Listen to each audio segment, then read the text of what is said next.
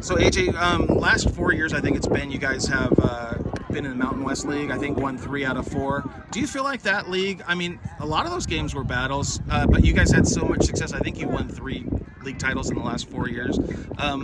Has that league in Al helped you get ready for this move, or how would you describe the? Yeah, and before that we were in a tough league as well, the Mount Baldy League as well, and so we've had, or it was Mountain West, I think, Mount Baldy. They've changed names. I can't even keep up with them all, but we've had some battles with teams like Glendora, South Hills back when they were kind of winning some CI championships and stuff like that. But our league right now, the last couple of years, I mean, Charter Oak has always got unbelievable talent and a great tradition. Bonita is always stacked and have a great coaching staff with Bo Beatty and Coach Bogan. And then Altaloma's had his ups and downs, but it's week in and week out. That league has prepared us. But one of the things that we've done over the last few years is really put together a very tough preseason schedule, because we know going into this new baseline, and really more importantly to get us prepared for playoffs, is really important. Oh, look at that! Catch that's that. Nice, and I'm glad it didn't hit me. I think he's.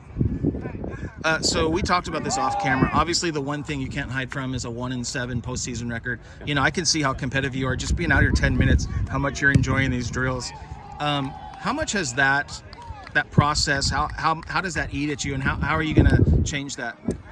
I think honestly, one of the reasons why we were excited to go into the baseline is, you look at the success of the baseline league teams, whether they come in first, second, third, or even honestly last place in that league. When they get into the playoffs, they're prepared for whatever they get. Yeah. And I think we've had some misfortune. We got a 16 seed one year. Another year, 2020, we didn't even have a chance to play in the playoffs, and that was probably one of our most experienced and veteran teams. And it is what it is. You get luck of the draw. Sometimes you do, sometimes you don't. In those one games, it's a winner take all, and we're just looking every single year to get better. Hopefully, our preseason and our league will prepare us, and if we get lucky enough to make the playoffs in the right division, anything's possible. But as a guy that's as competitive as you are, that's obviously got to be something that is a focus of yours. That's what we want to bring here to Ayala. Yeah. We want to bring a championship. They've never won a championship. Yeah, they've had some teams that have made it. It's been a while since the 90s. Yeah. They've made it to the finals. They just haven't been able to break through, and we're trying to do that as well. What do you hope kids get out of their time with you and your coaches here? We really believe, I brought up earlier with you, I'm from Chino High. I played for a great legendary coach, Coach John Munger. I mean, we had a sense of pride.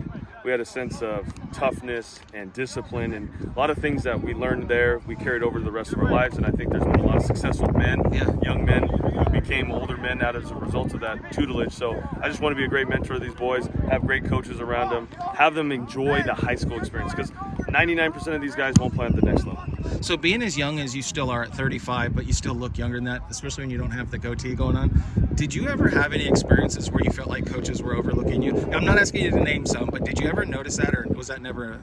No. At Chino High, I had some great coaches, and I never felt that way. I think when my high school career was done, I knew I wanted to get into coaching. I knew I wanted to be a teacher, and so I just kind of went that path. And that's really important for these young men to know kind of what do I want to be going forward, and kind of setting themselves on the right path. Okay, last question. You're talking to the parents, and you're talking about the student body through this picture, through this camera. What do you want to tell them about what they mean to the success of your team and what they could expect this year? Listen, we have great kids because we have great family members and parents and a community that support these young men who have raised them the right way, and makes our job a lot easier. So I appreciate everything that they do. We have a tremendous booster club. Vet Hernandez is our booster club president. We've had many great booster club presidents and booster boards and parents that have come through. So it makes my job a lot easier. Okay.